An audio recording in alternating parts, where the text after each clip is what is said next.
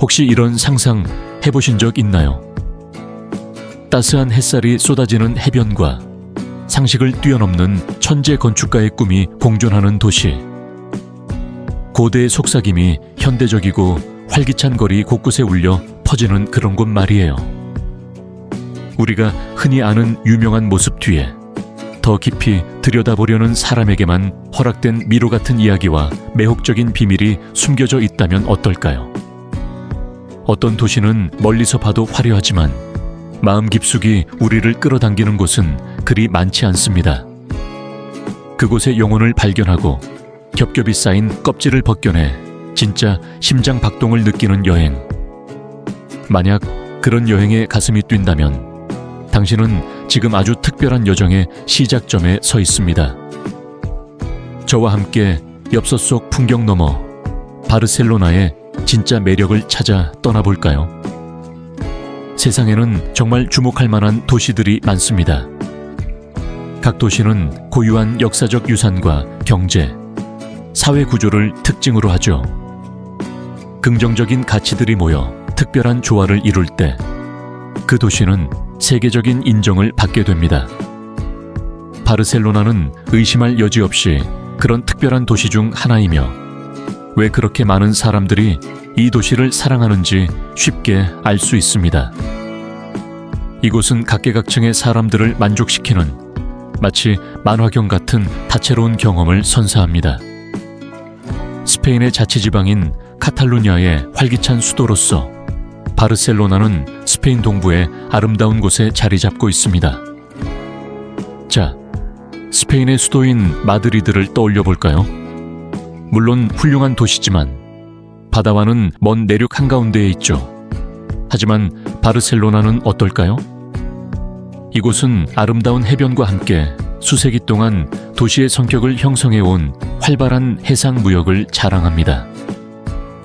이러한 해안의 이점은 단지 미적인 매력을 넘어 역사적으로 바르셀로나를 마드리드와 여러 면에서 경쟁하는 강력한 도시로 만들어 주었고, 이는 이곳을 더욱 특별한 목적지로 만들었습니다.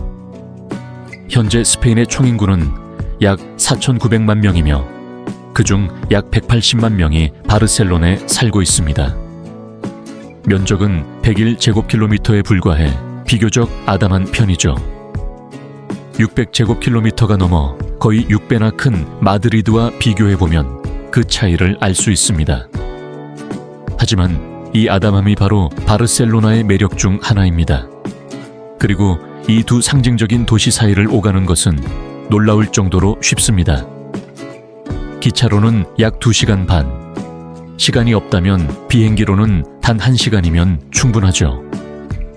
바르셀로나는 스페인 북동부의 역사 깊은 지역, 카탈루냐의 자랑스러운 수도입니다.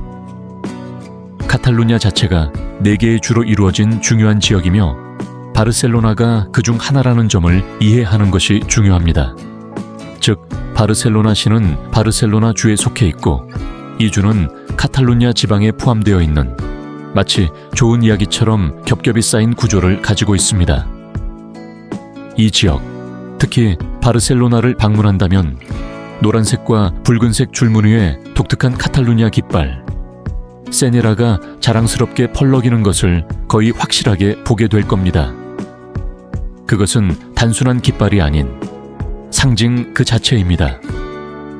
이곳의 많은 주민들은 스스로를 카탈루냐 사람이라는 강한 정체성을 가지고 있습니다.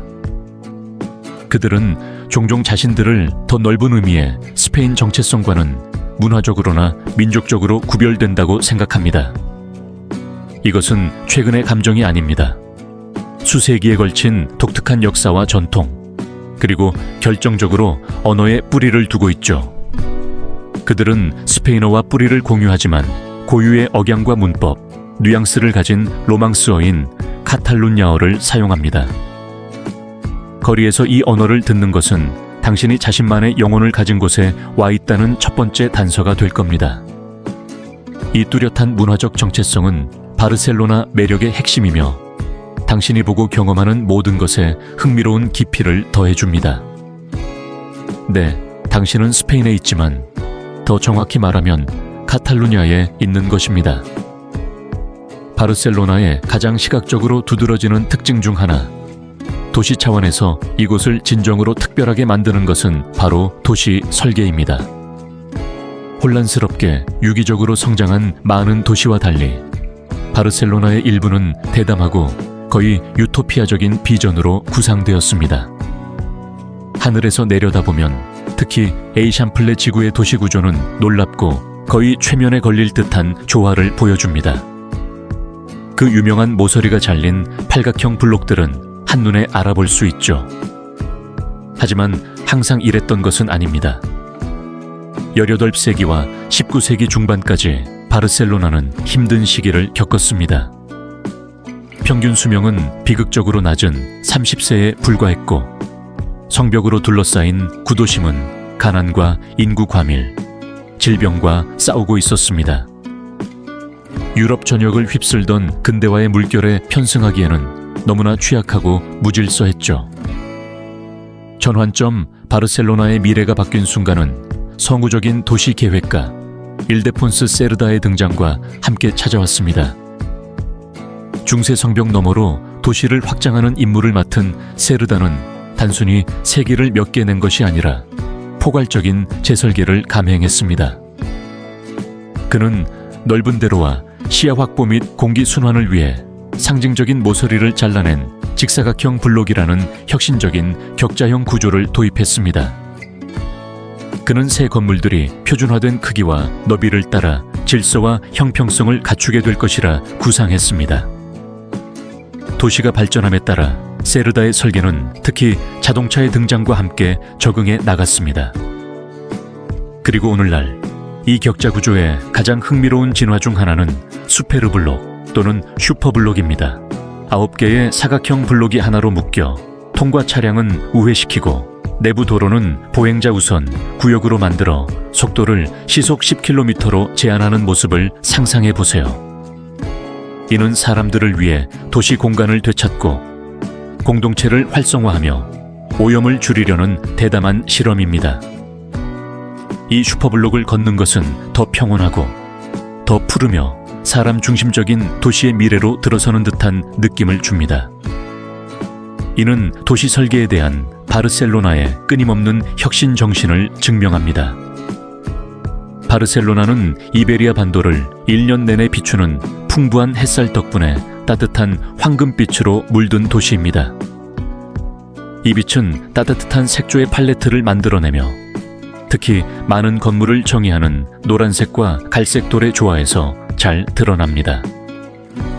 고딕지구와 같은 오래된 지역의 좁은 골목길과 햇살 가득한 매력적인 광장들은 오랜 세월의 시험을 견뎌낸 수많은 석조 건축물과 함께 이 활기찬 미학을 증명합니다.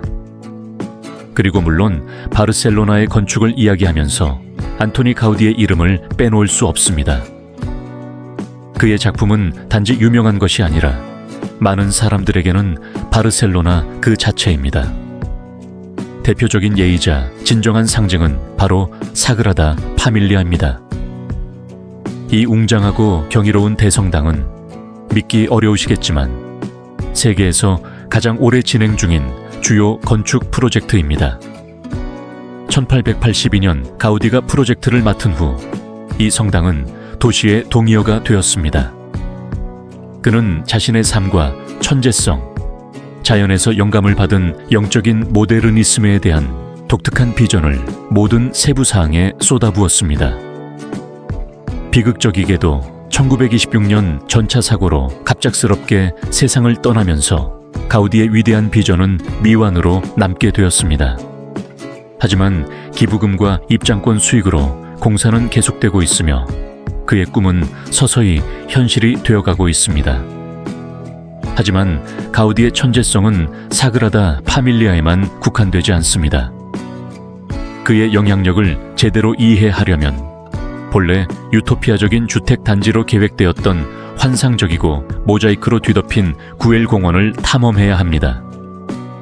또는 해골 모양의 발코니와 용의 비늘 같은 지붕을 가진 마치 동화책에서 튀어나온 듯한 카사바티오를 지나쳐 보세요. 그리고 물결치는 외관과 환상적인 옥상 굴뚝을 가진 카사 밀라, 일명 라 페드레라 채석장도 있습니다.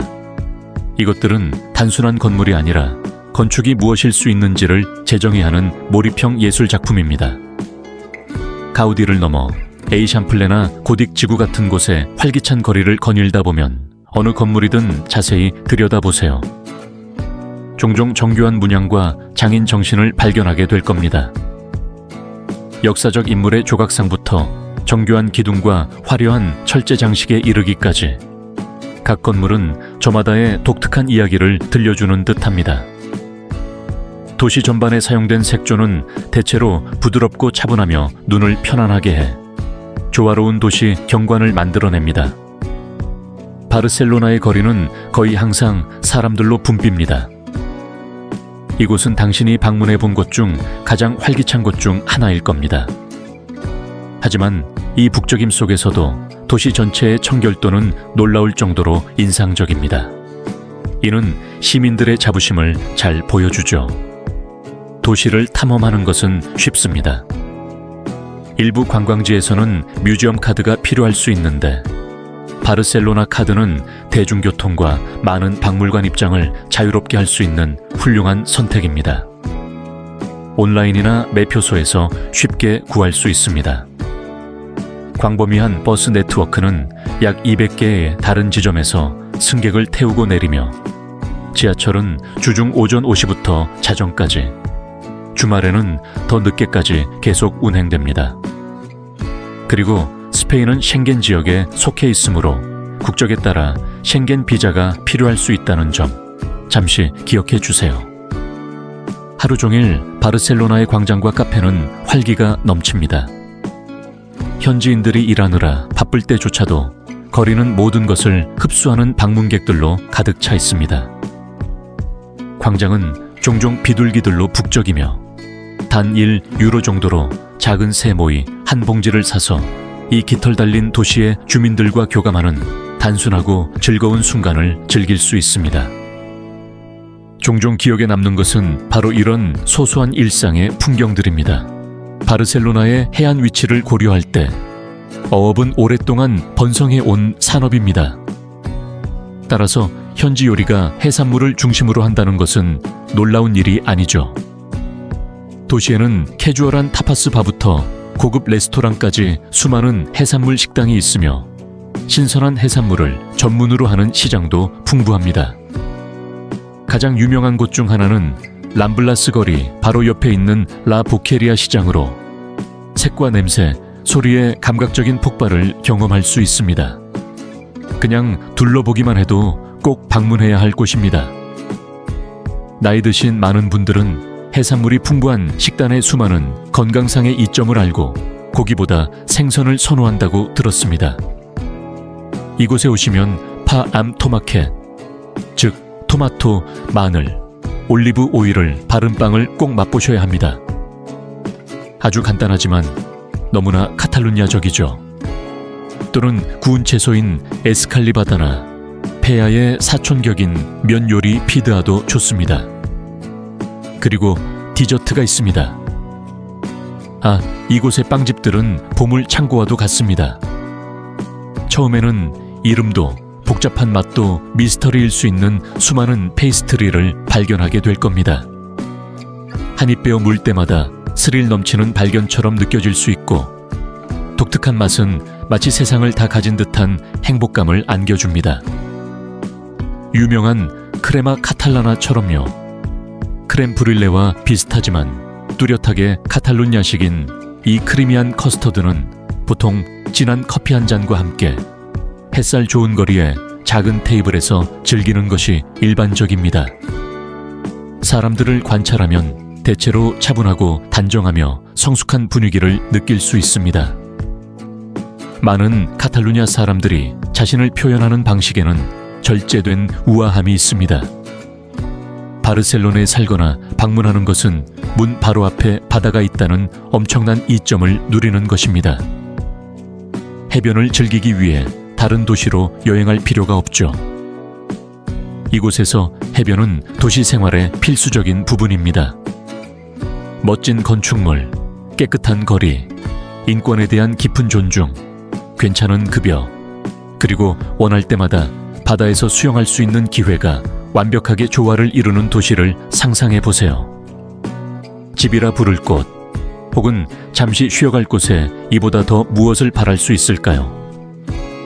발레아레스 해를 마주한 바르셀로나의 해변들은 매년 여름, 그리고 가을까지도 활기찬 중심지가 됩니다. 이 해변들의 가장 좋은 점 중 하나는 접근성입니다. 이 도시는 사람들을 우선시하여 모든 사람이 해안을 즐길 수 있도록 합니다. 여기서는 유료 선베드나 지나치게 성가신 상인들을 찾아볼 수 없습니다. 방문객들과 현지인들은 각자 자신의 파라솔과 수건을 가져와 자리를 잡고 햇볕을 즐깁니다. 주변 사람들의 얼굴을 보면 만족감이 가득하다는 것을 분명히 알 수 있습니다. 바르셀로나 해안가의 물은 도시 해변치고는 놀라울 정도로 깨끗합니다. 반짝이는 수정처럼 맑은 물은 모두를 수영하도록 초대합니다. 그리고 그 따뜻함, 여름 성수기에는 기온이 섭씨 30도를 꾸준히 넘고 10월에도 쾌적하여 다른 많은 유럽 해변들이 잠잠해진 후에도 오랫동안 사람들을 끌어들입니다. 바르셀로네타가 아마도 가장 유명한 해변이겠지만 노바 이카리아나 보가텔처럼 각각 약간 다른 분위기를 가진 다른 해변들도 있습니다. 바르셀로나는 문화와 정체성 면에서 스스로를 스페인의 나머지 지역과 다소 분리된 것으로 여기는 경우가 많지만 궁극적으로는 스페인 규정에 따라 운영됩니다. 예를 들어 유럽연합의 회원국으로서 스페인의 통화인 유로가 바르셀로나에서 사용되며 최저임금 정책은 전국적으로 동일합니다. 현재 바르셀로나에서 최저임금을 받는 근로자의 월 순수입은 약 1,100유로입니다. 일부 북유럽 기준으로는 이 수치가 높아 보이지 않을 수 있지만 특히 삶의 질을 고려할 때 세계적인 규모에서는 괜찮은 소득을 의미합니다. 도시의 평균 순수입은 월 약 2,500유로입니다. 예를 들어 바르셀로나나 스페인의 다른 지역의 엔지니어들은 경력과 전문 분야에 따라 이 범위 내에서 또는 그 이상으로 편안하게 벌 수 있습니다. 주택과 관련하여 스페인은 스페인 모델 임대라고도 불리는 임대법을 시행하고 있습니다. 한 가지 흥미로운 점은 여러 채의 빈집을 소유한 집주인에게 그 비어있는 부동산에 대해 세금을 부과하여 이론적으로 임대를 장려할 수 있다는 것입니다. 결과적으로 임차인들은 다른 일부 주요 유럽 도시에 비해 숙소를 찾는 데 어려움을 덜 겪을 수 있지만 시장은 여전히 경쟁이 치열합니다. 더욱이 바르셀로나의 집주인들은 특정 조건에서 계약 기간 동안 정해진 비율 이상으로 임대료를 인상하는 것이 제한되어 어느 정도의 안정성을 제공합니다. 또한 개별 방을 임대하여 임대 기회를 극대화할 수도 있습니다. 방을 구하는 사람들의 경우 일반적으로 20제곱미터를 넘지 않는 공간의 월 평균 비용은 800유로에서 1000유로 사이입니다. 괜찮은 지역에서 침실이 하나 또는 두 개인 아파트를 임대하려면 월 최소 2000유로 이상을 예산으로 잡아야 합니다. 이것이 비싸게 보일 수 있지만 이렇게 아름답고 활기차며 편의 시설이 풍부한 도시에서의 생활비는 이곳에서의 삶을 경험하고 나면 더 합리적으로 느껴지는 경우가 많습니다. 바르셀로나가 제공하는 일상의 즐거움과 비교하면 이러한 비용은 충분히 받아들일 만하게 됩니다. 이제 몇 가지 중요한 문화적 팁입니다.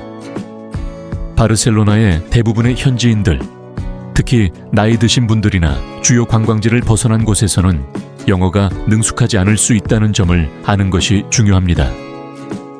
따라서 본디아, 좋은 아침, 시 우스 플라우 부탁합니다.